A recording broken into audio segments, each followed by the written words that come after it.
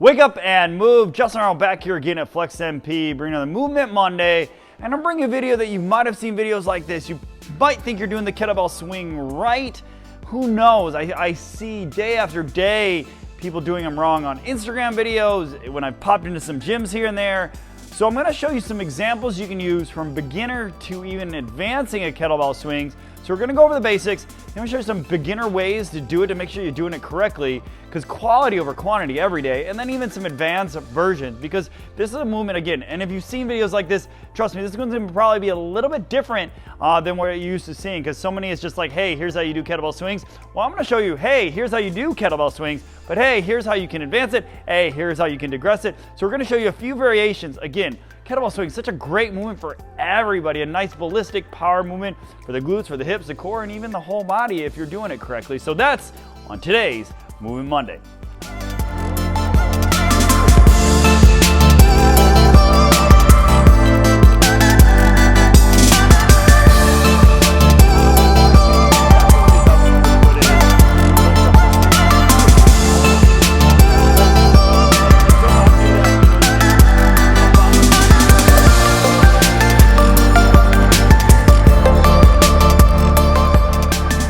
So the kettlebell swing, you might see variations of it, but the way I like to coach it to just start out is to make sure we're in a good position. So I like to start it here where you're kind of like in a triangle position. Now it's a ballistic hip hinge, so basically a powerful hip hinge. So what else is a hip hinge? Well, we've got deadlifts is one that a lot of people do. So more of a strength type movement. This is more of a power movement. So it's this, but quickly snapping. So you're gonna squeeze the glutes and quads, stand tall, hinge. Now what I see a lot of people do is like that squat. Not to say that that's a bad movement, but if you're going for kettlebell swings, that's not what you're doing if you're doing this, okay, with the kettlebell. That's the squat. Now there are movements in there, and we're not gonna go down that rabbit hole where you can do like a squat to a swing. Again, some fun stuff there. We're not going over that today, but if you wanna do swings properly, wanna work those glutes and hamstrings, again, this is gonna be great for the core. This is actually good for the back. A lot of people think, oh man, doesn't that hurt your back? Actually, it helps it. I've even taken people that have had some back issues and we've done this instead of like deadlifts, and they get a better workout without any back issues. But again, we're gonna go through some variations here. So let me go over the swing first. Again, here, lats stacked. I'm feeling that tension. So I'm loading those hips. So again, like that triangle, load that. I'm feeling all the tension back here. I'm sitting back in. And it's almost like hut, hike. It's football season here. So use that reference like you're going to throw it behind you. So breathe in, brace.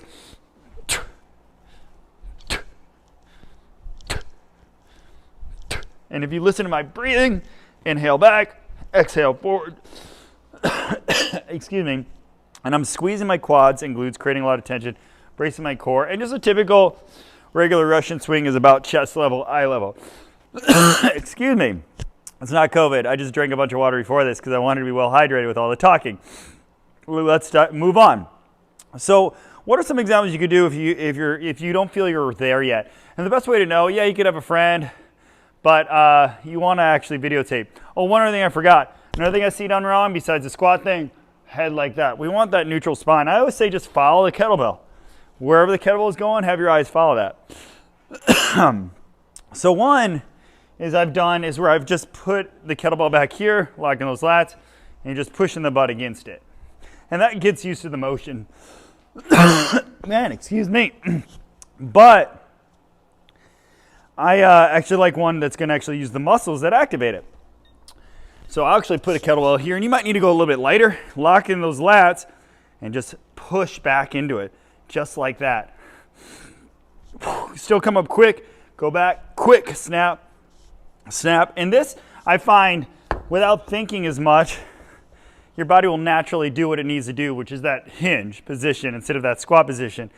So, because when you got the weight, the kettlebell tilted like that, it's going to be hard to squat into that, so you're going to want to naturally hinge. That's what I find anyways from my experience.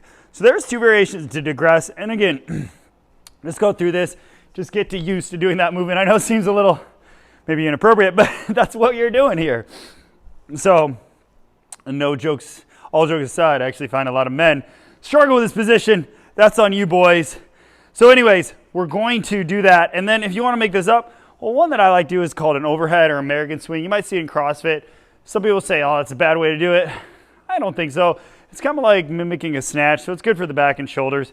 So what does that look like? I still have the same stance, but now we're going to bring it above head.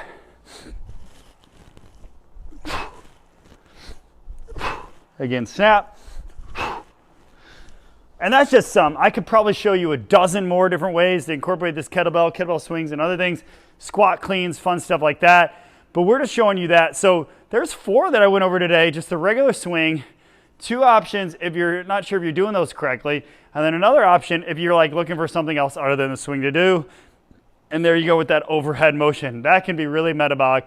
It's great for building strength, building power, building intensity, building endurance, building stamina, building core strength. Again, the list goes on and on. One of these, if you're not doing, especially if you're doing a lot of strict training, I'd definitely include, and it could be as simple as a finisher where you do like 4 or 5 sets. You do like 30 seconds on, 15 seconds off or something like that, 45 seconds on, 15 seconds off, whatever works for you. Just some ideas there. Or you do something crazy like I did this weekend and do like 150 of them or even 300. Anyways, it's on you. Again, we're here at Flex MP to meet you where you're at, to get you moving better, feeling better, and living better, and to meet your needs and to get that personalization that you're looking for, because we're all individuals, individualistic. We all got our own needs, our own goals, our own lives, and we want to meet you where you're at and get you where you want to go without setting any limits, any at all. And you would know that when you come in this door. Anyways, thanks for checking out this video. Hope it helped, and if it did, let us know. Take care. Peace. Hey, thanks for checking out videos just like these. Make sure to like, share, and subscribe, and click on notifications below to stay up to date on all these videos that we post here throughout the week. And again, tag a friend underneath if you think they might benefit from these videos. And if you need further training or further information or a little more personalized programming to meet your needs, we can create a customized roadmap to meet your needs here at Flex MP. Just click on that link below. Again, contact us today at Flex MP to get you moving better, living better, and feeling better.